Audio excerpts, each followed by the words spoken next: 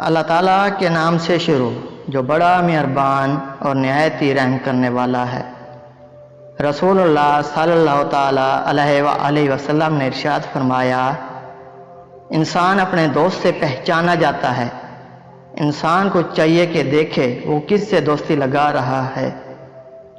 میں علم کا شہر اور علی اس کا دروازہ ہے۔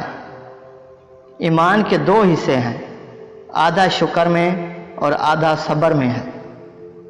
اور گناہ وہ ہے جو تیرے دل میں کھٹکے اور جس کا تو لوگوں پر زہر ہونا پسند نہ کرے۔ اپنے والدین سے اچھا سلوک کرو، تمہارے بیٹے تم سے اچھا سلوک کریں گے۔ اور پاک دامن رہو، تمہاری عورتیں پاک دامن رہیں گی۔ خوشحالی کے زمانہ میں اللہ تعالیٰ کو یاد رکھو، وہ تمہاری تنگ دستی کے زمانے میں تمہیں یاد رکھے گا۔ سنو، جو تمہاری قسمت میں نہیں وہ تمہیں کسی صورت مل نہیں سکتا، اور جو تمہاری قسمت میں ہے وہ کسی صورت رک نہیں سکتا۔